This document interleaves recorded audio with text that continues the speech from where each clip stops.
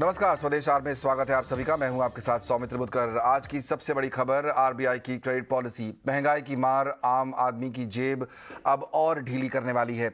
दरअसल बढ़ती महंगाई से चिंतित भारतीय रिजर्व बैंक यानी आरबीआई ने रेपो रेट में ½ % का इजाफा किया है। इससे रेपो रेट 4.90% से बढ़कर 5.40 हो गया है। यानी होम लोन से लेकर ऑटो और पर्सनल लोन, अब सब कुछ महंगा होने वाला है और आपको ज्यादा ईएमआई चुकानी होगी। इस बढ़ोतरी के बाद ब्याज दरें अगस्त 2019 के लेवल पर पहुंच गई हैं।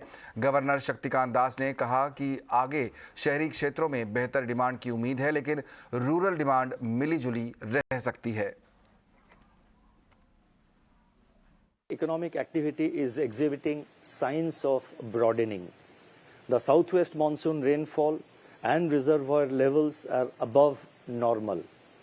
Kharif sowing is progressing well, although it is marginally below last year's level due to uneven rainfall distribution. On the demand side, indicators such as production of consumer durables, domestic passenger traffic, sale of passenger vehicles, and similar other indicators suggest improvement in urban demand. Rural demand indicators, however, exhibited mixed signals. While two-wheeler sales have increased, tractor sales contracted in June over, of course, a high base last year. High-frequency indicators of services sector like railway freight traffic, port traffic, that is port freight traffic, e-way bills, toll collections, and commercial vehicle sales remained robust in June and July. Investment activity is also picking up. The production of capital goods recorded double-digit growth for the second month in a row in May, and import of capital goods also witnessed robust growth in June. June 2022 was the sixth consecutive month when headline CPI inflation remained at or above the upper tolerance level of 6%. Looking ahead, the inflation trajectory continues to be heavily contingent upon the evolving geopolitical developments, international commodity market dynamics, global financial market developments, and the spatial and temporal distribution of the southwest monsoon. Since the last MPC meeting, however, there has been some let-up in global commodity prices, particularly in the prices of industrial metals, and also some softening in global food prices. Domestic edible oil prices are expected to soften further on the back of improving supplies from key producing countries and government's supply-side measures. The resumption of wheat supply from the Black Sea region, which happened a couple of days ago, if it sustains, could help to temper international prices of wheat. Supply chain pressures, though elevated, are on an easing trajectory. और दरों में बढ़ोतरी को लेकर Maruti Suzuki के शशांक श्रीवास्तव ने हमसे exclusive बातचीत में कहा कि दरें बढ़ने से ऑटो इंडस्ट्री पर नेगेटिव असर पड़ सकता है। हालांकि ग्राहक इस बढ़ोतरी को आगे भी मजबूत डिमांड बनी रहेगी। मेरी नज़र में ये एक नेगेटिव इसलिए क्योंकि हमारी इंडस्ट्री में 80% जो सेल होती है वो रिटेल फाइनेंस के थ्रू होती है, और ये रेट्स जो हैं अल्टीमेटली फाइनेंस के रेट्स में, रिटेल रेट्स में भी रिफ्लेक्ट करेंगे। हालांकि इस समय बाजार ऑटो का ठीक चल रहा है। इनफ्लो बुकिंग्स, जो डिमांड पैरामीटर्स हैं वो ठीक हैं। हल्का सा रिटेल में पिछले महीने थोड़ा सा गिरावट आई थी, वो इस वजह से क्योंकि सप्लाई का इशू है सेमीकंडक्टर चिप्स को लेके। लेकिन अदरवाइज आई थिंक मार्केट जो है इसको, कंज्यूमर्स इस इंक्रीज को अब्सॉर्ब कर लेंगे। ये मेरा नजरिया है। यूटिलाइजेशन इज गेटिंग बेटर, लेकिन 100% कब होगा ये कहना थोड़ा मुश्किल है। डिमांड लेकिन हम देख रहे हैं कि अच्छी है, although there are factors like consumer sentiment because of high fuel prices, या गैस पर सीएनजी की भी प्राइसेस जो बढ़ी हैं, उससे थोड़ा सा एक नेगेटिव सेंटीमेंट हो सकता है। ये एक और हो सकता है कि फाइनेंस रेट्स थोड़े से बढ़ जाएं, लेकिन अंडरलाइंग डिमांड मेरे ख्याल में काफी स्ट्रांग है। और इस साल में प्रोजेक्शन है कि इंडस्ट्री में 3.6 से 3.7 मिलियन गाड़ियां बिकेंगी, which should be the highest ever year in the industry. Carnelian Capital के फाउंडर विकास खेमानी का कहना है कि बाजार में तमाम दिक्कतों के बाद भी डिमांड मजबूत है, जिससे बाकी मुश्किलों का ज्यादा असर नहीं होगा। साथ ही आगे ग्रोथ बेहतर रहने की उम्मीद है। एनवायरनमेंट बहुत अनसर्टन रहा है, कुछ हद तक supply chain disruption, commodity price disruption, cost of capital disruption, availability of capital disruption, so ये सब काफी एनवायरनमेंट काफी डिफिकल्ट रहा है। पर इन सब के बावजूद एक अच्छी चीज रही है कि डिमांड एनवायरनमेंट काफी स्ट्रांग रहा है। तो मेरा ये मानना है कि जब तक डिमांड एनवायरनमेंट स्ट्रांग है, ये सब चीजें मैनेज हो जाती है।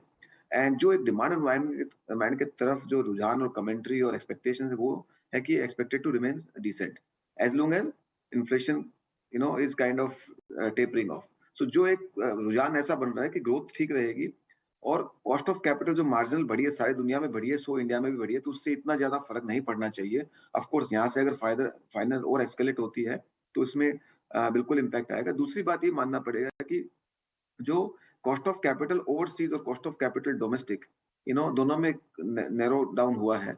आप देखेंगे तो mortgage loan in US and all is around now 5.5-6%, जबकि इंडिया में 7.5-8% में ही है। तो ये जो नैरो डाउन गैप हुआ है पिछले कुछ क्वार्टर्स में, शायद कभी नहीं हुआ इतना। तो ये भी एक दर्शाता है कि इंडिया में cost of capital relative basis lower है, पर इसमें कोई दो राय नहीं कि जैसे इन्फ्लेशन आएगी इस रेट को वापस नीचे आना ही बेटर रहेगा। सो मुझे नहीं लगता है कि आने वाले समय अगर इन्फ्लेशन में कोई डेटा खराब होता है तो अभी इन्फ्लेशनरी एक्सपेक्टेशंस तो टेम हो गई है। मुझे लगता नहीं कि इन्फ्लेशन के साइड में बहुत ज्यादा वरी रहनी चाहिए अनलेस कुछ नई जियोपॉलिटिकल सिचुएशन खड़ी हो जाए। तो वहां से एक कंफर्ट मुझे ड्रॉ होता है और मुझे लगता नहीं डिमांड एनवायरनमेंट यहाँ से ज्यादा वर्सन ऑफ होगा। ऐसी पर माहौल जो है कंपनियों स्पेशली मिड और स्मॉल कंपनियों के मन में एक जो अनसर्टन एनवायरनमेंट तो आज भी बना हुआ है और वो हर आदमी एक कॉशियसली ट्रेड कर रहा है कि डिमांड एनवायरनमेंट पर क्या होगा और उसके जो बाकी अनिश्चितताएं हैं वो कैसे सेटल हो रही है, और इनका नतीजा आने वाले कुछ क्वार्टर्स में इम्पैक्ट डेफिनेटली देखने को मिलेगा। तो one should not be extremely bullish, one should be cautious overall, but in all these things I would say underlying thing is the demand environment is very positive. और देश के सबसे बड़े बैंक एसबीआई के एमडी अश्विनी कुमार तिवारी ने हमसे खास बातचीत में कहा है कि दरें बढ़ने से फिलहाल क्रेडिट ग्रोथ पर असर नहीं पड़ेगा। दो रेट हाइक्स हुई हैं मई ऑनवर्ड्स, उसका तो कोई बोरिंग पे या क्रेडिट ग्रोथ पे फर्क नहीं पड़ा। इनफैक्ट क्रेडिट ग्रोथ पिछले सालों से बढ़ी हुई है काफी, और आगे भी इसका इम्पैक्ट सब्सटैंशियली मुझे नहीं लगता कि होगा, क्योंकि इन्वेस्टमेंट साइकिल एक तरह से शुरू हो चुकी है। जैसा गवर्नर ने कहा कि कैपेसिटी यूटिलाइजेशन 75% से ऊपर है, और ऐसे में फिर फ्रेश इन्वेस्टमेंट्स जोर पकड़ते हैं, जो कि हम ऑलरेडी देख रहे हैं ग्राउंड पर। तो अब तक तो इसका कोई इम्पैक्ट क्रेडिट ग्रोथ पर नहीं रहा, लेकिन आगे चल करके अगर रेट हाइक्स फर्दर होती हैं या इसका जैसे जैसे ईएमआई पे इम्पैक्ट पड़ेगा, तो हो सकता है कि कुछ बोरोवर्स जिनके कैश फ्लोज उतने स्ट्रांग नहीं हो अपने परचेजेस को थोड़ा बहुत डेफर कर दें लोन के टर्म से, बट अभी वो सिचुएशन नहीं आई। चलिए बात करते हैं शेयर बाजार की, और हमने देखा हफ्ते के आखिरी कारोबारी दिन बाजार हरे निशान के साथ बंद हुए। आरबीआई के रेट बढ़ोतरी का भी बाजार पर कोई खास असर नहीं दिखा। अगर इस हफ्ते की बात करें तो हमने देखा कि निफ्टी करीब 1.25% और बैंक निफ्टी करीब 1% की तेजी के साथ बंद हुए हैं। आईटी और मेटल शेयरों में सबसे ज्यादा चमक देखी गई है। आज के पूरे दिन का क्या हालचाल रहा, बताने के लिए मेरे साथ जुड़ रही है मेरी सहयोगी प्रियंका। देखिए, आज बहुत ही स्ट्रॉन्ग एक्शन रहा, क्योंकि आरबीआई पॉलिसी थी और उससे पहले बाजार को लग रहा है भनक थी, क्योंकि आप फाइनेंस काउंटर्स को और बैंक काउंटर्स को देखें ना, कहीं से भी वो वीक मोमेंटम नहीं दिखा रहे थे। एक छोटी सी डिप आई थी जब गवर्नर साहब ने रेट अनाउंस किए, उसके बाद उसमें बाउंस बैक हुआ, सस्टेन हुए बैंक्स में फाइनेंस काउंटर में मूव सस्टेन हुए। लास्ट आवर में कुछ थोड़े से अपने हाई से कुछ इरोड हुए हैं बैंक निफ्टी के पॉइंट्स, लेकिन अदरवाइज आप देखें बहुत ही स्ट्रॉन्ग मोमेंटम था। बैंक्स एंड फाइनेंस बहुत स्ट्रॉन्ग थे। सीमेंट पैक में लास्ट आवर में बहुत अच्छी तेजी आई है, ऑटो में शॉर्ट्स बने हैं। सो ये सेक्टोरल इंडेक्स है। अगर एक बार वीकली इंडेक्स की बात करें तो वहां पर आज आप किस तरह के इस पूरे हफ्ते में कैसे गेन्स हमने देखे हैं। इस पूरे हफ्ते में आईटी पैक, लास्ट वीक भी आपको याद होगा, आईटी और मेटल ये दो स्पेसेस थे जिनमें वीकली गेन सबसे स्ट्रॉन्ग थे, हाईएस्ट वीकली गेन्स थे। इस हफ्ते भी कुछ ऐसे ही था। आईटी पैक में लगभग 2.8%, 3.25% तक की मूव वहां मिली। मेटल पैक 2% मजबूत होकर बंद हुआ है, और साथ ही पूरे हफ्ते में बाजार ने आपको बैंक निफ्टी ने लगभग 1% से ज्यादा का रिटर्न दिया। मिड कैप और स्मॉल कैप की आपको आउट परफॉर्मेंस इस पूरे हफ्ते भी दिखी है। मिड कैप इंडेक्स जो है वो 2.2% बना, और स्मॉल कैप सेक्टर जो है वो लगभग 1.7% की बढ़त आज इस बार देखने को मिली है। काउंटर्स कौन से थे जिन्होंने सबसे अच्छा परफॉर्म किया? अदानी पोर्ट्स से काउंटर, यहाँ पर भी उनकी वॉल्यूम ग्रोथ सिक्वेंशियल डिमांड जो है वो बहुत स्ट्रांग निकल कर आई थी और इन्होंने कुछ डील्स भी की जिसके चलते आपने इम्पैक्ट देखा।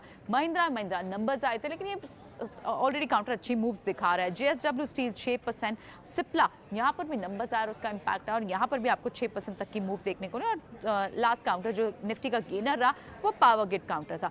लेकिन ऑन द कॉन्ट्रेरियन कौन से वीक काउंटर्स रहे? ब्रिटानिया यहाँ लगभग 5% की डेंट देखने को मिला है। टाटा कंज्यूमर लगभग 3% से ज़्यादा वीक हुआ है। और साथ ही अगर आप उन काउंटर्स की बात करें जिन्होंने एक्सेप्शनल गेन दिया इस पूरे हफ्ते में, तो कंसाई नैरोलैक जैसे on the back of good numbers, crude weakness, 25% से ज़्यादा का वीकली रिटर्न आपको देखने को मिला है। साथ ही आपको काउंटर्स लाइक धानी और JSW एनर्जी वहाँ पर भी 20% का गेन देखने को मिलता है। ये तो वीकली रिटर्न्स थे। आज क्लियरली आपको बाजार में कुछ और काउंटर्स जो हाईलाइट करना चाहेंगे जो कल भी अच्छे चल रहे थे। रेडिंगटन नंबर्स के बाद कल भी एक बड़ी मूव थी, आज भी स्टॉक तेज था। NMDC नंबर्स के बाद यहाँ तेजी थी, इंडिगो में तेजी थी। पेन स्टॉक्स का एक अच्छी रेजिलियंस दिखा रहे हैं। डबल इफेक्ट है, तो अर्निंग्स भी अच्छी है, वॉल्यूम ग्रोथ है, प्राइस हाइक के ले भी चुके थे और साथ ही साथ क्रूड के सॉफ्टनेस का भी एक इम्पैक्ट क्लियरली दिख रहा है। सो लास्ट आवर में आपने जो हमें कंपाइल करना होगा, अगर आज के ट्रेड की हम बात करें तो आपको ऑटो में शॉर्ट बिल्टअप दिखे हैं, सीमेंट लॉक साइड दिखा है, कंज्यूमर में शॉर्ट कवरिंग हुई है। IT और मेटल ने इस पूरे हफ्ते आउट परफॉर्म किया है, जहां पीछे आपको बैंकिंग आउट परफॉर्म करते देखे थे। तो ये एक पूरा ओवरऑल रैप था इस हफ्ते का भी और आज का भी। और बात करते हैं तिमाही नतीजों की। महिंद्रा एंड महिंद्रा की पहली तिमाही के नतीजे अनुमान के मुताबिक ही रहे हैं। आय और मुनाफे दोनों में बढ़ोतरी दर्ज की गई है, लेकिन मार्जिन में गिरावट रही है। नतीजों के पूरे एनालिसिस के साथ मौजूद है मेरे सहयोगी सौमित सरकार। M&M के नंबर स्टैंडर्ड बेसिस पे थोड़े वीक आए हैं एनालिस्ट एस्टिमेट्स के सामने। अगर आप देखते हैं तो अगर आप रेवेन्यू नंबर को कंपेयर करेंगे तो वो प्रीटी मच इन लाइन है एनालिस्ट एस्टिमेट्स के सामने, बट एबिटा फ्रंट में एक बड़ा मिस आया है। एनालिस्ट एक्सपेक्ट कर रहे थे कंपनी का जो रिपोर्टेड एबिटा है उससे और 100 करोड़ ऊपर आने की एक्सपेक्टेशंस थी एनालिस्ट की, बट कंपनी ने जो एबिटा रिपोर्ट किया है वो करीब 2340 करोड़ का है। मार्जिन फ्रंट पे भी अगर आप देखेंगे तो YY बेसिस पे एक डिक्लाइन देखने को मिला है, करीब 11.9% पे आया है मार्जिन। लास्ट ईयर ये नंबर 13.9% पे था। अब अगर आप ऑप्टिकली देखेंगे तो अच्छा खासा YOY ग्रोथ देखने को मिलता है M&M के नंबर्स पे, बट ये इसलिए है क्योंकि last year Covid impacted quarter था और इसी कारण हायर वॉल्यूम्स होने के कारण हमें ये स्ट्रॉन्ग ऑप्टिकल ग्रोथ देखने को मिल रहा है M&M के नंबर्स में। हायर वॉल्यूम्स के साथ हायर प्राइसेस भी एक बेनिफिशियल और एक पॉजिटिव रीज़न था M&M के नंबर्स के ग्रोथ देखने के पीछे। अब अगर आप सेगमेंट वाइज देखेंगे तो ऑटो का जो एबिट मार्जिन है वो करीब 5.7% के आसपास आया और फार्म सेगमेंट का जो एबिट मार्जिन है वो 17% के आसपास आया है।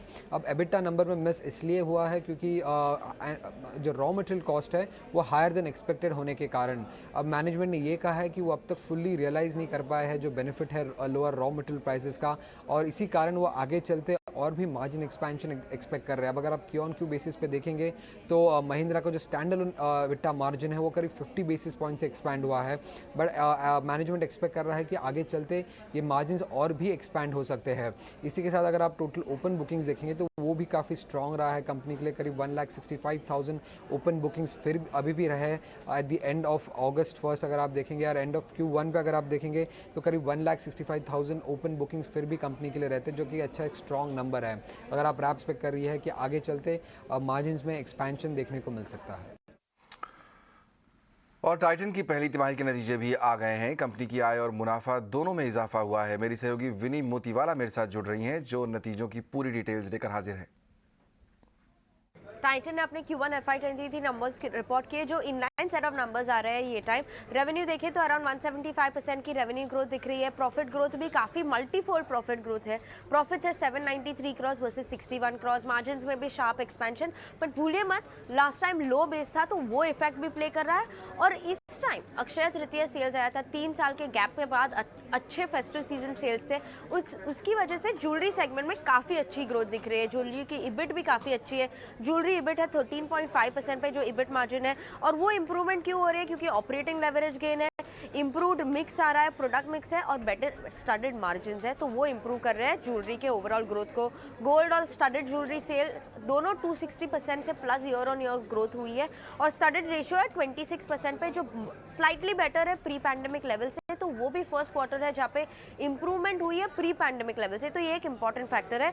और ज्वेलरी बिजनेस अकाउंट करता है 80% of the revenue for Titan, तो ये इंपॉर्टेंट सेगमेंट आता है। वॉचेस और आईवेयर सेगमेंट की बात करें, वहाँ पे भी कंपनी ने काफ़ी अच्छी ग्रोथ देखी है, हेल्दी ग्रोथ देखी है, रैंप अप देखी है कंपनी ने वॉचेस के सेगमेंट में, उनकी एड स्पेंड्स में। All in all inline set of numbers आ रहे हैं कंपनी से ये टाइम 18 एस्टिमेट्स के हिसाब से। और देश के सबसे बड़े बैंक एसबीआई के जून तिमाही के नतीजे कल आने वाले हैं। इनसे क्या उम्मीद है इस बार, बताने के लिए मेरे सहयोगी हर्ष जुड़ रहे हैं मेरे साथ। हर्ष बताइए।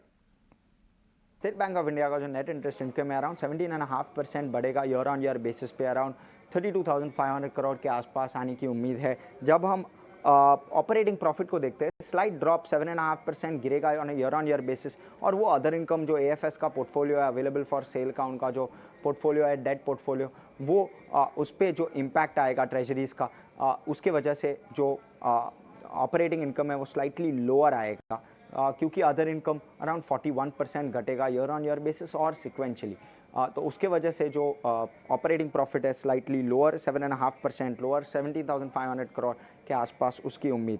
जब हम प्रोविजंस को देखें, लार्जली फ्लैट सिक्वेंशली 7,500 करोड़ पे 7,300 करोड़ के आसपास वो प्रोविजंस का नंबर आएगा, और जिसके वजह से पैट 8,200 करोड़ पे आएगा, जो कि एक स्लाइट रिडक्शन है जब हम सिक्वेंशली देखें तब।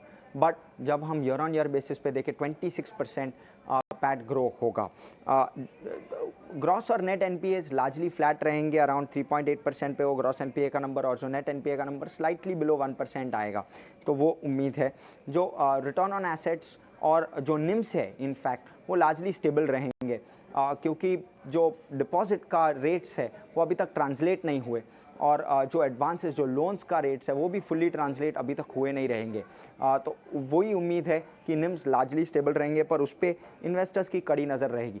जब हम बैलेंस शीट साइड पे देखें तो ग्रॉस एडवांसेस एक अच्छा 15% ग्रोथ दिखाएंगे, sequentially slightly lower but 15% growth, around that 28 lakh crore mark ये जो ग्रॉस एडवांसेस का नंबर आएगा। और डिपॉजिट्स का नंबर एक अच्छा 10% ग्रोथ दिखाएगा, अराउंड वो 41 लाख करोड़ मार्क के आसपास आएगा, अराउंड 1% अपटिक जब हम सिक्वेंशली देखें तब।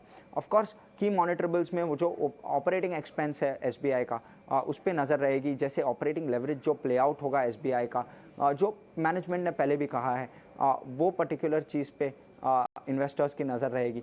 तो लार्जली एक अच्छा क्वार्टर एसबीआई के लिए एक्सपेक्टेड है। Of course stock almost 13% year to date grow हो चुका है, तो उस पर भी एक काफ़ी अच्छा एक्सपेक्टेशन वे हो रहा है Q1 FY23 से।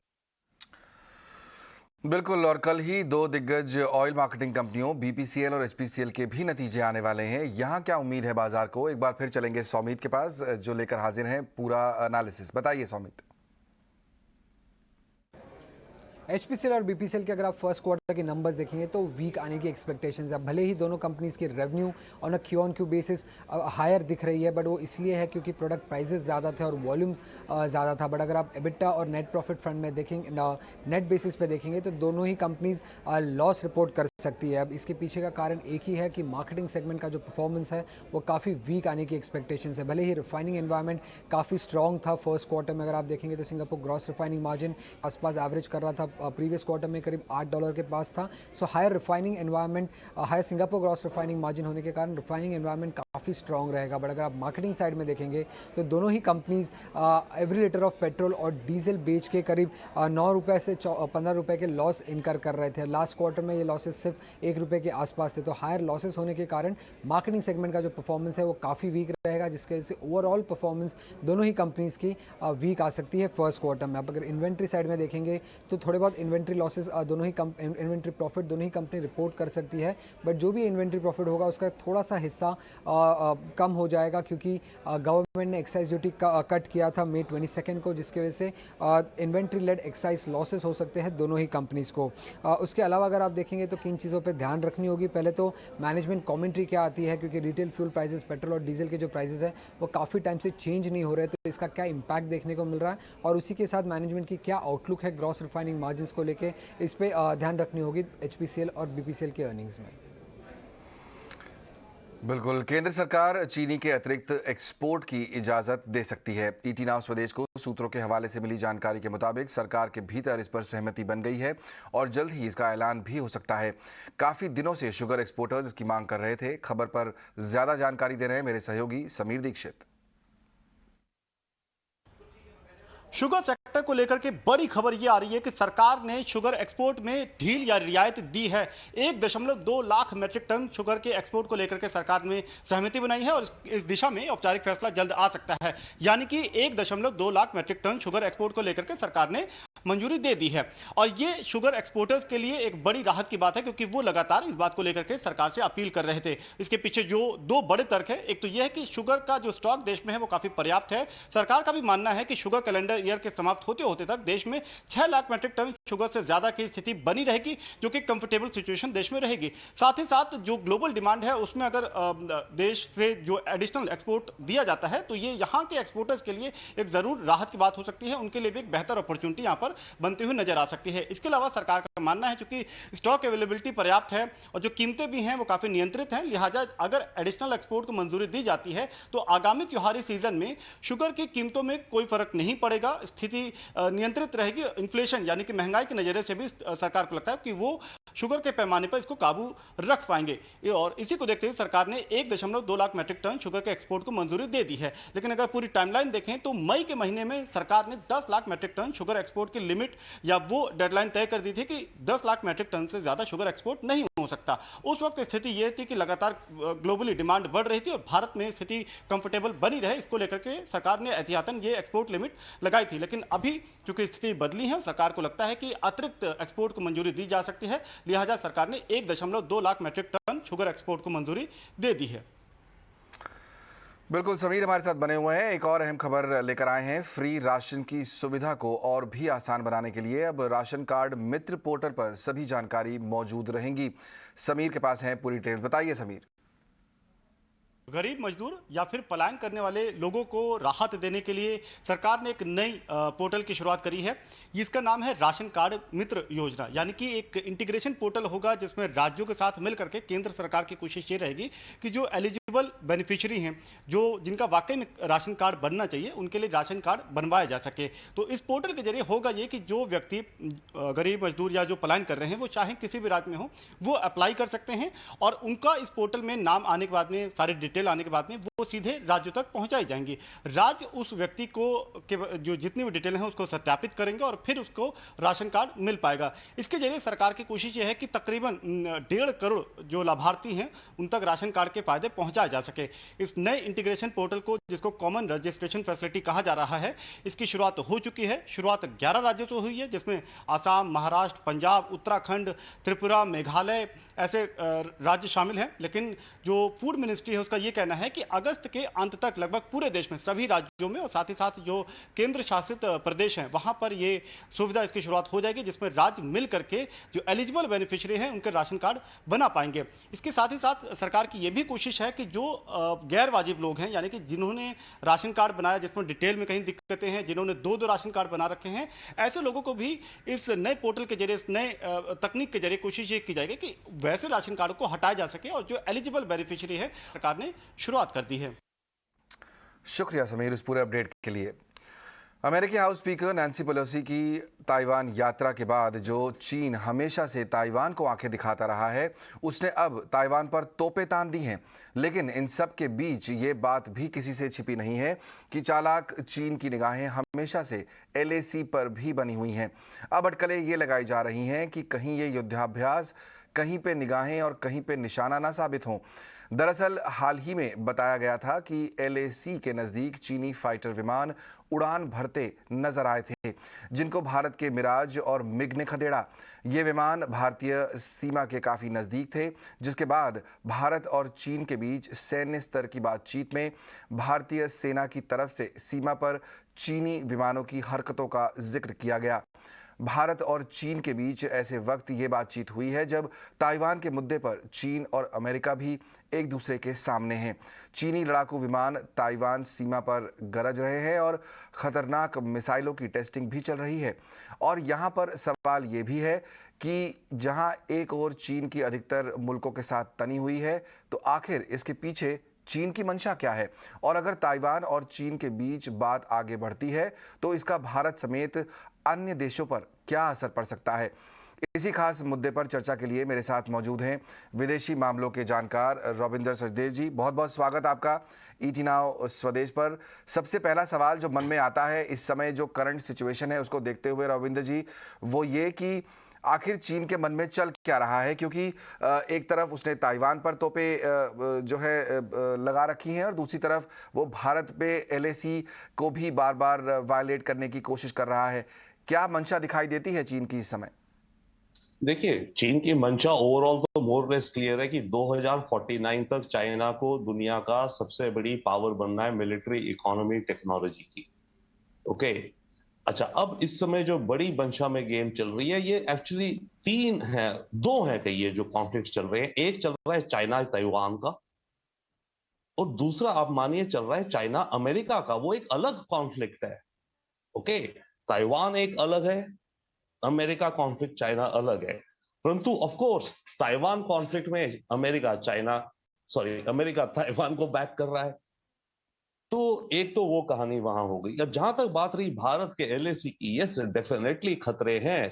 किस कारण अभी के हालात में पेलोसी आई गई, चाइना ने धमकी दी और चाइना डेफिनेटली ने एक अब अनप्रेसिडेंटेड स्टेप उठाया है। अभी तक तो ये फायरिंग करता था टेस्टिंग आसपास ताइवान के।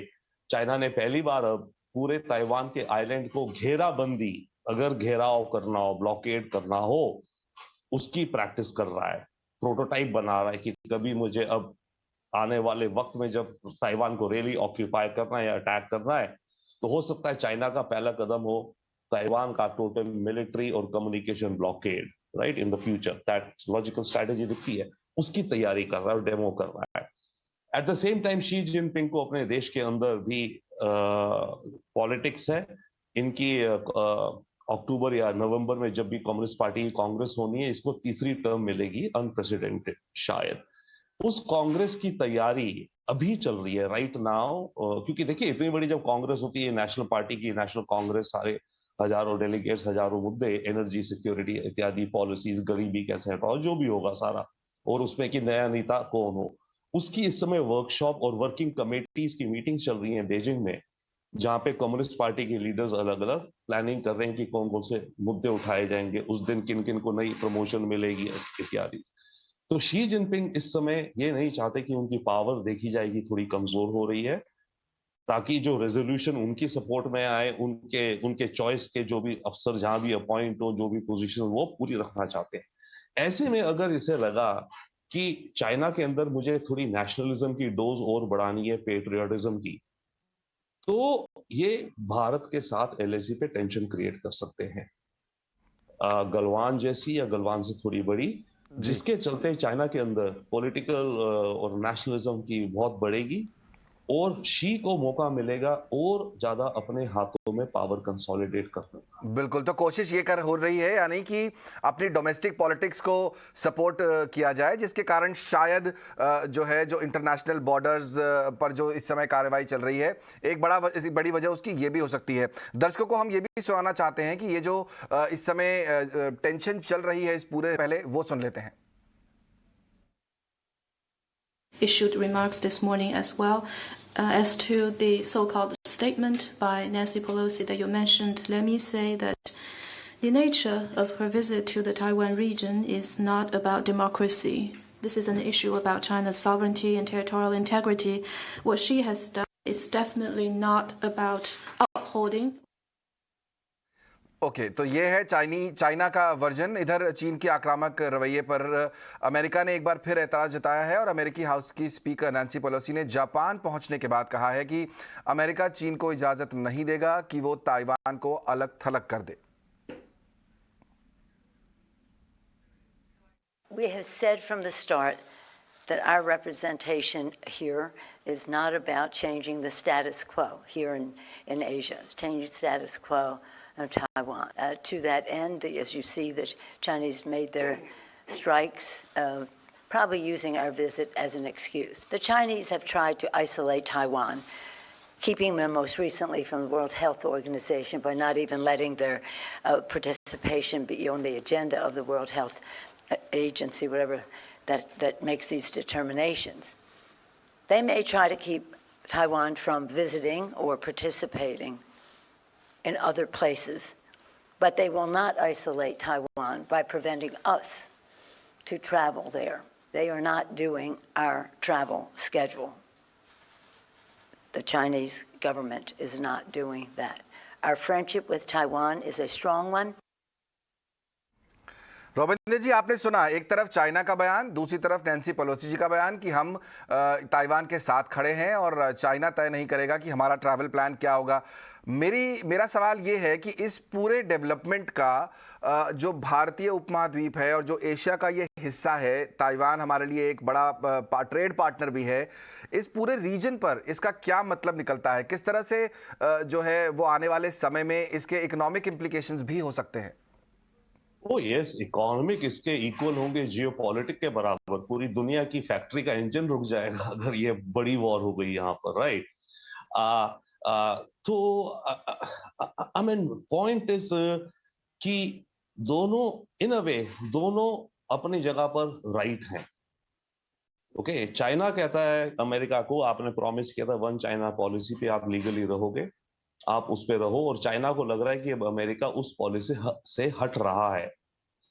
अमेरिका कहता है मैं ताइवान की मदद करूंगा, मदद ऑलरेडी करता आया है वेरियस मीन्स से, बट अगर मिलिट्री रूप से देखे तो वेपन्स बेचे हैं, ताइवान ने वेपन खरीदे हैं, तो ट्रेड है पर मदद है कहने को, राइट?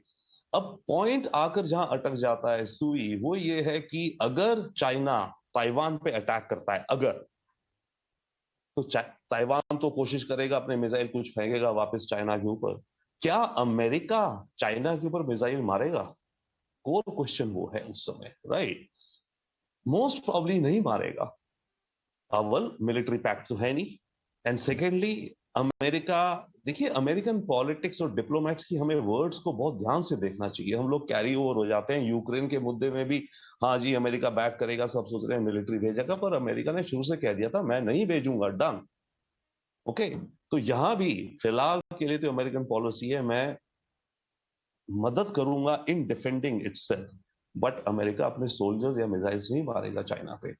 बट बात यह है कि इस चीज का पोटेंशियल बढ़ सकता है। अब भारत और इस रीजन में क्या असर होगा, देखिए ना, ताइवान एक तरह से अब एक फ्रंट लाइन स्टेट बन गया है डेमोक्रेसी का, ये इंडो पैसिफिक की डेमोक्रेसी का।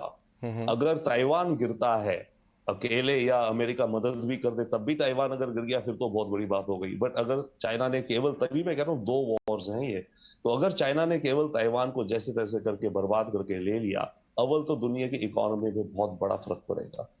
क्योंकि अगर चाइना को अटैक करा और चाइना ने ताइवान के इंफ्रास्ट्रक्चर पे अटैक करा, right, the factories, chip making, electronics, ये वो सब इधर उधर हो जाएंगी, तभी चाइना की पहली प्रेफरेंस शायद होगी कि एक नेवल ब्लॉकेड कर दो ताइवान का, जो अभी ये प्रैक्टिस कर रहा है। वो लॉजिकल दिखता है हमें, हो सकता है बहुत कुछ और भी ऑप्शन हो करेंगे, वो नेवल ब्लॉकेड करे, फिर तब भी अगर ताइवान ना माने 3 महीने 6 महीने तक कमर टूट जाए, नहीं माने तब मिलिट्री अटैक करे, वो एक बन सकती है।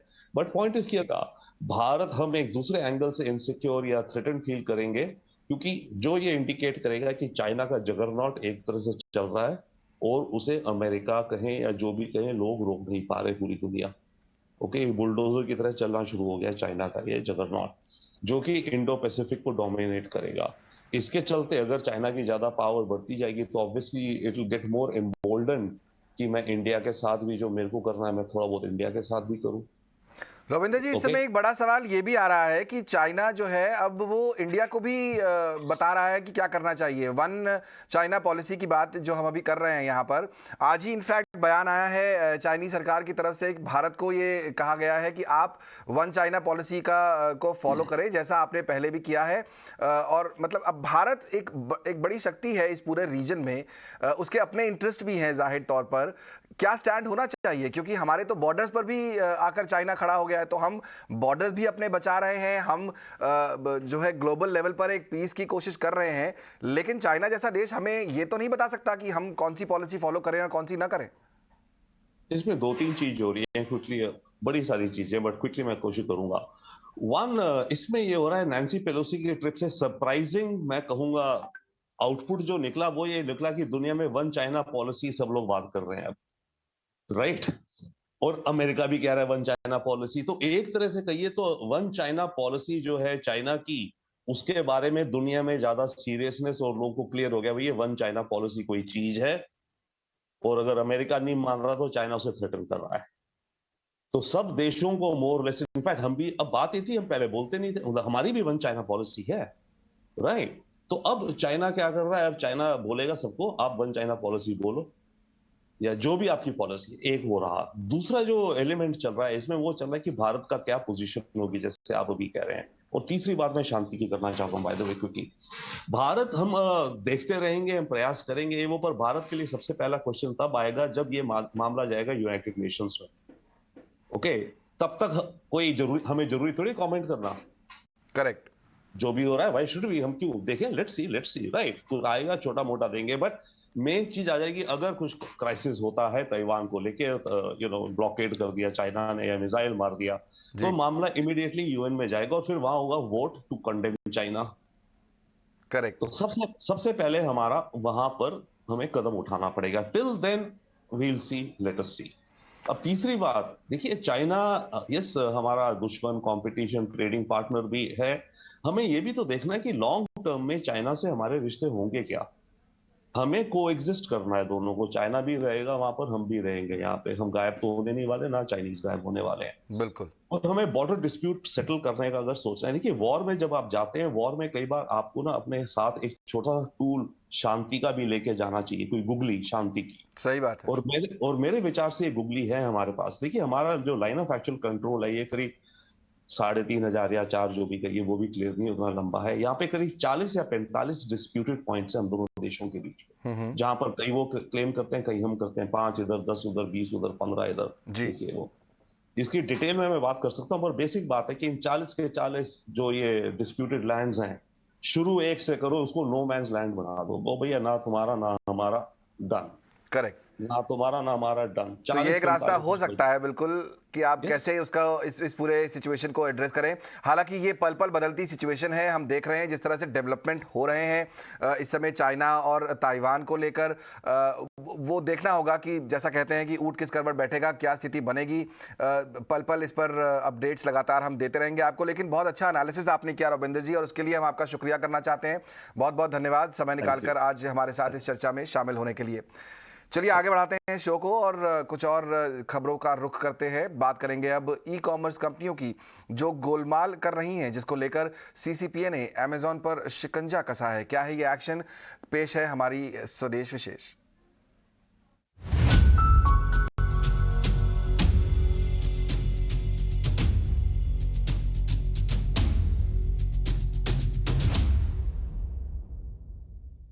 ऑनलाइन शॉपिंग का ट्रेंड काफ़ी तेज़ी से चल रहा है, जो अच्छा तो है, लेकिन इस ट्रेंड का गलत फ़ायदा उठाने में ई कॉमर्स कंपनियां भी पीछे नहीं है। छोटी मोटी ही नहीं बल्कि नामी गिरामी ई कॉमर्स कंपनियों को लेकर लगातार शिकायतें यहां पर आ रही हैं, जो थमने का नाम नहीं ले रही। और ये ई कॉमर्स कंपनियां सुधरने का भी नाम नहीं। कमीशन खोरी के चक्कर में ग्राहकों को ही चूना लगा दिया है, और जब मामले का खुलासा हुआ तो सीसीपीए ने जुर्माना और हर्जाना दोनों ठोक दिया है। आखिर क्या है ये मामला, पहले इसकी डिटेल्स आपको समझाते हैं। दरअसल काफी समय से ई कॉमर्स कंपनी घटिया क्वालिटी के कुकर बेच रही थी, जी हाँ, जिसको लेकर कई ग्राहकों ने शिकायत कर दी। मामले की जांच पड़ताल हुई तो यहाँ पर पता चला कि अमेज़ॉन ने बेकार क्वालिटी के लगभग 2265 ऐसे प्रेशर कुकर डिलीवर किए थे जो कि क्वालिटी स्टैंडर्ड पर खरे नहीं उतरे थे। अमेज़ॉन ने भी माना है कि उसने अपने प्लेटफॉर्म पर बेचे जाने वाले प्रेशर कुकर के लिए सेल्स कमीशन फीस कमाई है, जिसको लेकर सीसीपीए ने कहा है कि जब कंपनी हर प्रोडक्ट की बिक्री से कमाती है तो उन प्रोडक्ट्स की बिक्री से होने वाली समस्याओं के मामले में खुद को अलग नहीं कर सकती है, जिसकी वजह से सेंट्रल कंज्यूमर प्रोटेक्शन अथॉरिटी यानी सीसीपीए ने दिग्गज ई कॉमर्स कंपनी अमेज़ॉन पर 1 लाख रुपए का जुर्माना लगाया है। साथ ही अमेजॉन को निर्देश दिया गया है कि वो अपने प्लेटफॉर्म से बेचे गए खराब क्वालिटी वाले 2265 प्रेशर कुकर वापस मंगाए और कस्टमर्स का पैसा भी वापस करे। साथ ही अमेजॉन को इस मामले में 45 दिन के भीतर रिपोर्ट सौंपने को भी कह दिया है। सीसीपीआई ने हाल ही में जुर्माना और प्रोडक्ट वापस लेने का आदेश पेटीएम मॉल के लिए भी जारी किया था, जहां ऐसे ही प्रेशर कुकर्स की बिक्री की जा रही थी। मामला सिर्फ अमेजॉन का या कुकर प्रेशर का नहीं है। देश में ऐसे सैकड़ों प्रोडक्ट्स हैं जिनको बिना BIS के नहीं बेचा जा सकता है। लेकिन चलिए इस पूरे मामले पर हम तमाम डिटेल्स लेते हैं हमारे सहयोगी समीर दीक्षित से। समीर, ये बताएं, आप पूरे मामले को ट्रैक कर रहे हैं। इनफैक्ट सीसीपीआई किस तरह से ई-कॉमर्स कंपनियों पर नकेल कस रहा है और कैसे उनके गलत तरह के प्रोडक्ट्स बेचे जाने पर कवायद कर रहा है, ये ताज़ा मामला कहां तक पहुंचा है, किस तरह की कार्रवाई की गई है?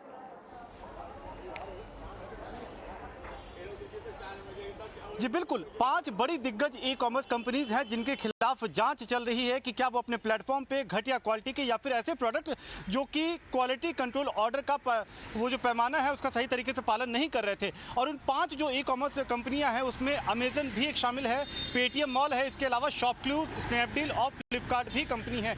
अभी तक जो जाँच हुई है उसमें पेटीएम मॉल सबसे पहले वो दोषी पाई गई कि उसके प्लेटफॉर्म पे घटिया क्वालिटी के प्रेशर कुकर, वो प्रेशर कुकर जो कि QCO यानी कि क्वालिटी कंट्रोल ऑर्डर का उसका पालन नहीं कर रहे थे, तो उस पर 1 लाख रुपए का जुर्माना लगाया गया और जो ऐसे घटिया क्वालिटी के कुकर बिक रहे थे उसको उस प्लेटफॉर्म से हटाने का आदेश जारी किया गया था कंज्यूमर प्रोटेक्शन अथॉरिटी की तरफ से।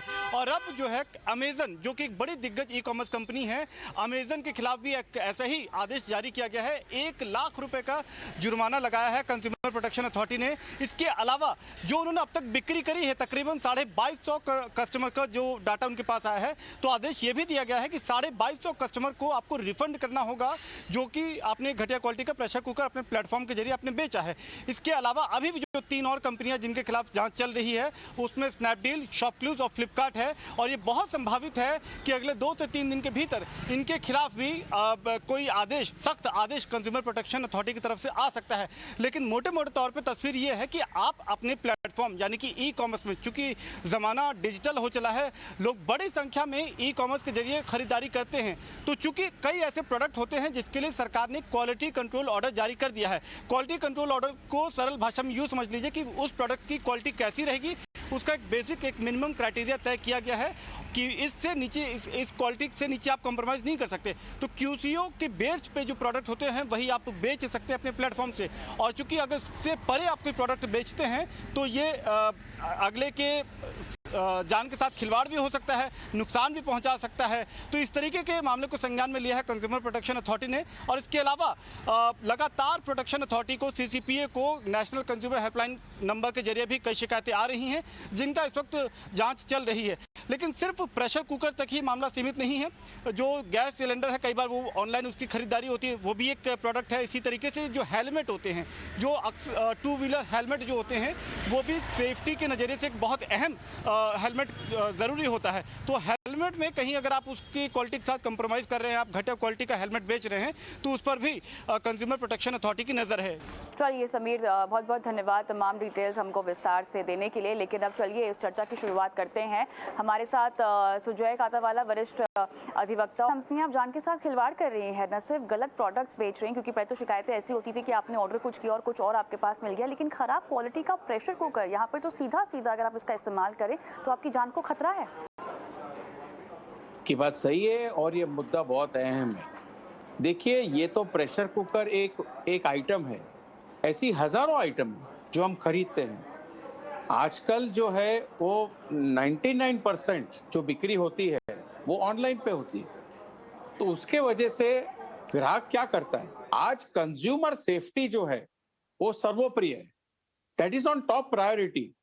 हम सब कंज्यूमर है और हम ट्रस्ट करते हैं कि हमारे पास अगर ऑनलाइन पे 4 चॉइसेस है और अमेजॉन में ये प्रोडक्ट अवेलेबल है, तो हम अमेजॉन की रेपुटेशन के हिसाब से अमेजॉन पे जाते हैं कि अमेजॉन ने बराबर वेरिफिकेशन किया होगा, उन्होंने अब जांच पड़ताल की होगी और उसके बाद ये कंपनी जो है उनके प्रोडक्ट्स अमेजोन पे डिस्प्ले कर सकती है। अमेजोन अपना कमीशन कमाता है, कोई प्रॉब्लम नहीं है, कमीशन कमाइए। लेकिन कंज्यूमर की जो लाइफ है, कंज्यूमर की जो हेल्थ है, आपकी जो लालच है, वो उसके ऊपर नहीं हो सकती। तो ग्रीड ओवर वांट्स का जो एक कॉन्सेप्ट है, वो हमें समझना चाहिए। इसलिए क्वालिटी कंट्रोल ऑर्डर जो गवर्नमेंट ऑफ इंडिया ने अभी घोषित किया है, मेरे ख्याल से ये बहुत ही अच्छा कदम है और मेरे ख्याल से ये ज्यादा डेवलप होना चाहिए। हम कंज्यूमर्स जो हैं, हम बेवकूफ नहीं बन सकते। हम पैसा दे रहे हैं, हमको हमारे पैसे का वर्थ मिलना चाहिए। और जो है हमारी लाइफ है और जो हमारी हेल्थ है, वो पैसे के ऊपर नहीं है। ये कंपनियों की रिस्पॉन्सिबिलिटी बनती है, क्योंकि वो सेलर की एक हैसियत से उनके प्लेटफॉर्म में डिस्प्ले करने देती है ये प्रोडक्ट्स। ये रेप्यूटेशन है उनकी भी। तो ये जो प्रेशर कुकर्स का तो एक उदाहरण था आपका, लेकिन आप सोचिए कि फूड प्रोडक्ट्स, अगर फूड प्रोडक्ट्स में एडल्ट्रेशन हुआ तो क्या प्रॉब्लम्स हो सकते हैं। और हेलमेट्स का एक दूसरा एग्जांपल आपके संवाददाता ने कहा, तो ऐसे कितने अलग प्रोडक्ट्स होंगे जो रोजमर्रा की जिंदगी में हमको काम आते हैं, हमको उसकी जरूरत होती है। तो ये ऑनलाइन सेलर्स जो है, ऑनलाइन प्लेटफॉर्म्स है, इससे पीछे नहीं हट सकते और उनको भुगतना पड़ेगा, उनको रिस्पॉन्सिबिलिटी एक्सेप्ट करनी पड़ेगी और उनको क्वालिटी प्रोडक्ट्स जिसके लिए हम दाम देते हैं उनको क्वालिटी प्रोडक्ट्स हमको बेचने पड़ेंगे, नहीं तो उनको पेनल्टी होगी। तो मेरा सवाल यहाँ पर यही है कि ये बात अब क्यों आनी चाहिए बेजोन जी? क्वालिटी प्रोडक्ट्स भेजना तो आपका कारोबार है ना, आपका व्यवसाय है ना। ये बात तो कोई जोर जबरदस्ती करके इम्प्लीमेंट क्यों करवाया आपको, है ना। हमेशा कहा जाता है कि कंज्यूमर को अवेयर रहना चाहिए, कंज्यूमर को, ग्राहक को जागरूक बनना चाहिए। कंपनियों के प्रति हमारे प्रति, कंज्यूमर्स के प्रति कंपनियों की क्या जिम्मेदारी है?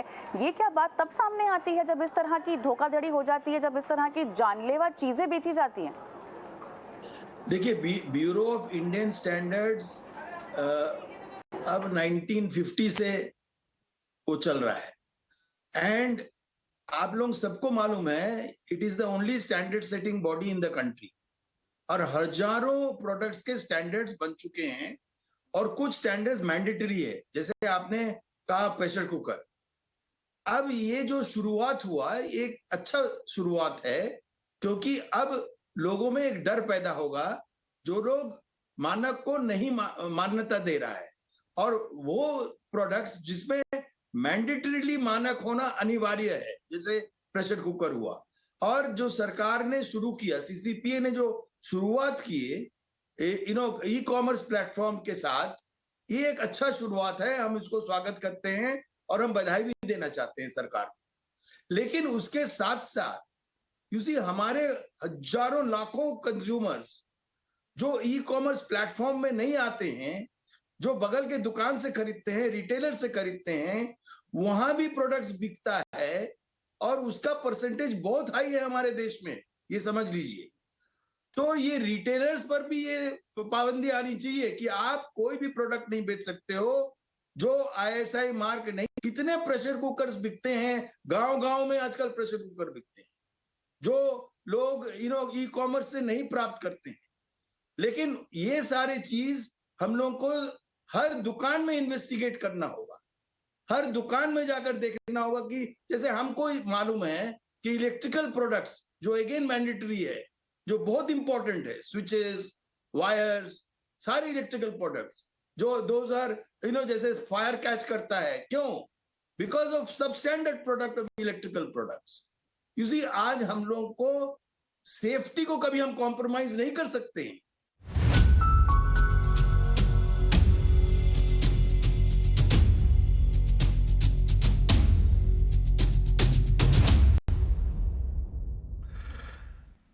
महंगाई और बेरोजगारी के विरोध में कांग्रेस ने केंद्र सरकार के खिलाफ जंग छेड़ दी है। पार्टी के दिग्गज नेता और कार्यकर्ता पूरी आक्रामकता के साथ पूरे देश की सड़कों पर उतरे हैं। इस बार कांग्रेस ने विरोध के लिए अलग स्ट्रैटेजी ही अपनाई है। सोनिया गांधी और राहुल गांधी समेत कांग्रेस के बड़े नेता मोदी सरकार के विरोध में आज काले कपड़े पहनकर संसद भवन पहुंचे। सोनिया गांधी और कांग्रेसी सांसदों ने जमकर नारेबाजी भी की। उसके बाद राहुल गांधी संसद से राष्ट्रपति भवन तक मार्च के लिए निकले, लेकिन पुलिस ने उन्हें रोककर हिरासत में ले लिया। इसके पहले राहुल गांधी ने अपनी प्रेस कॉन्फ्रेंस में केंद्र सरकार की आर्थिक नीतियों पर जमकर हमला बोलते हुए महंगाई, जीएसटी के मुद्दे पर घेरा। राहुल ने कहा कि देश में लोकतंत्र की हत्या हो गई है। राहुल की ही तरह प्रियंका भी महंगाई के मुद्दे पर जमकर बरसीं। प्रियंका गांधी ने कहा, महंगाई सीमा से ज्यादा आगे बढ़ गई है, इसलिए हम लड़ रहे हैं। पीएम आवास की तरफ बढ़ रही प्रियंका गांधी रोके जाने पर सड़क पर ही धरने पर बैठ गईं, जिसके बाद उन्हें हिरासत में ले लिया गया।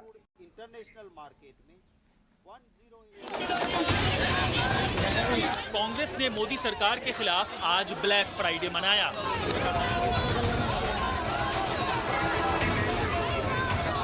आज संसद में राहुल गांधी, सोनिया गांधी समेत कांग्रेस के सभी बड़े नेता काले लिबास में पहुंचे।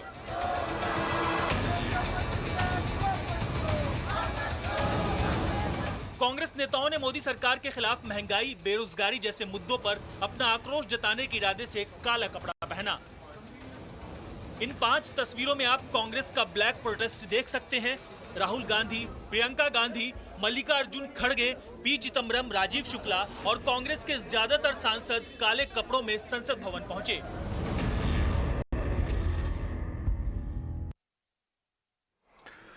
और पूरे देश में कांग्रेस के उग्र विरोध प्रदर्शन पर बीजेपी ने भी पलटवार किया है। अमित शाह और अनुराग ठाकुर जैसे बीजेपी के दिग्गज नेता मैदान में उतर गए हैं। दरअसल कांग्रेस के विरोध प्रदर्शन पर रणनीति बनाने के लिए प्रधानमंत्री मोदी ने टॉप मंत्रियों के साथ संसद में बैठक की।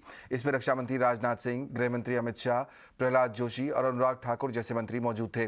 गृह मंत्री अमित शाह ने कांग्रेस को आड़े हाथों लेते हुए कहा है कि जिम्मेदार दल के नाते कानून पर सहयोग कांग्रेस को करना चाहिए। वहीं अनुराग ठाकुर ने कांग्रेस पर निशाना साधते हुए कहा कि राहुल और सोनिया गांधी केंद्रीय एजेंसियों से डर क्यों रहे हैं। एक जिम्मेदार पार्टी के नाते कानून का सहयोग देना चाहिए था।